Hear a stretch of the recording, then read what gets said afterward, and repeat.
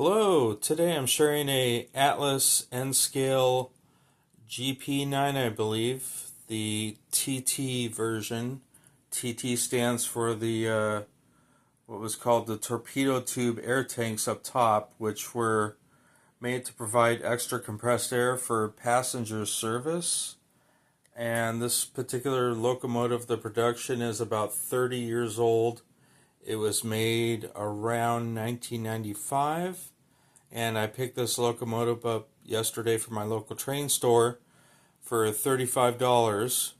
And I did some basic wheel cleaning, contact brass strip cleaning, and some lubrication to the carrier bushings.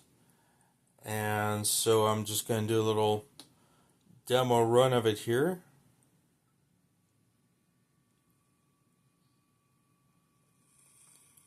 Got it running pretty reliably at very low speeds.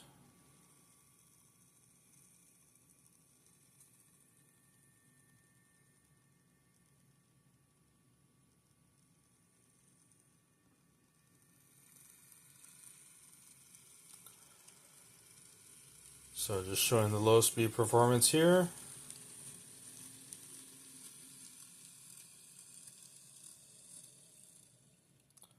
Back it up so I don't give you a bunch of can't see it tunnel footage.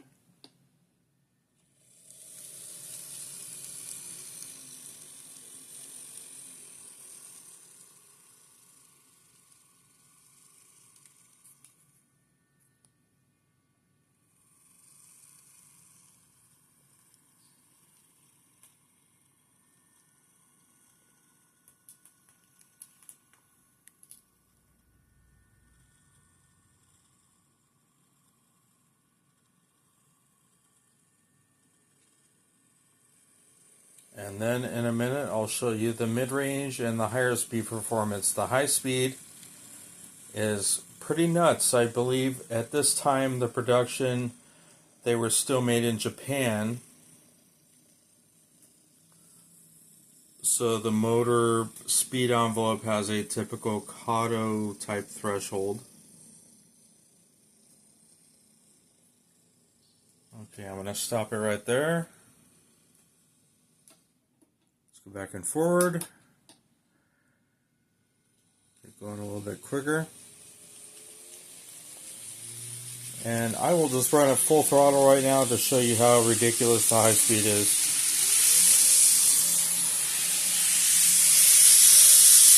There you go, that's full throttle.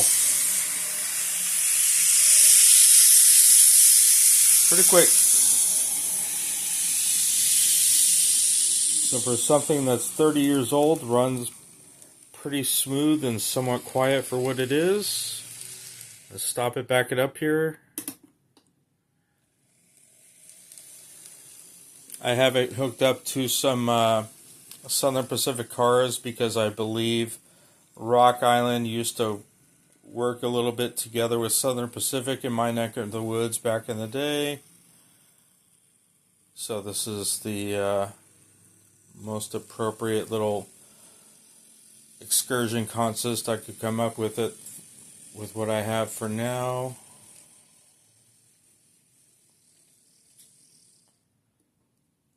So let's bring it back up here. Take it off the track. Show you a little bit what's going on inside.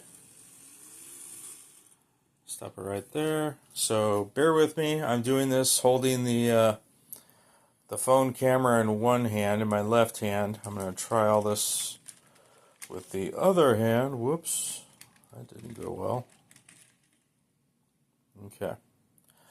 So the best way to get the frames out of the shell on these older Atlases is you can kind of pry on these things all day long. They don't pry easily out of the shell without jimmying things up with some toothpicks or something like that. So basically, you see the front, the couplers are body mounted. So that front part of the step there with the coupler, you get your case, You rest that step up against the case and just give it a light tap, and there you go. The frame falls out easily, effortlessly from the body. So just give you a little 360 here. The wheels after my treatment are much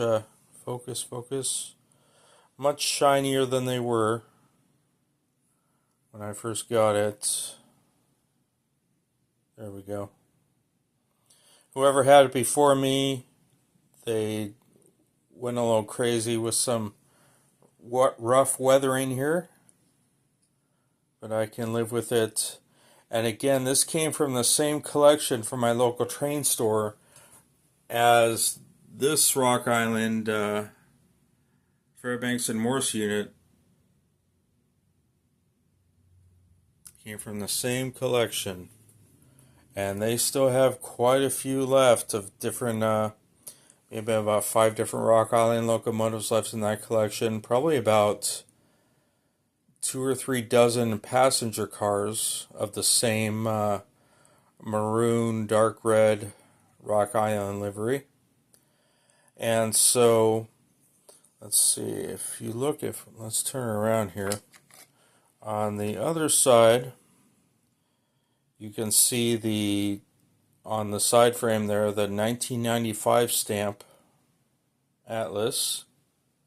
And this has what looks to be some very first generation LED bulbs on it. They're really dim.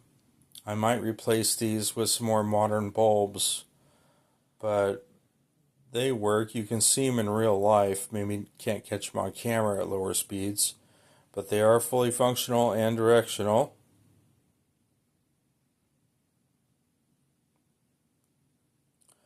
So there you go, guys. Another excellent super budget $35 acquisition. So thank you for joining me again today on my channel. And we will go for another vid pretty soon. Thank you. Bye.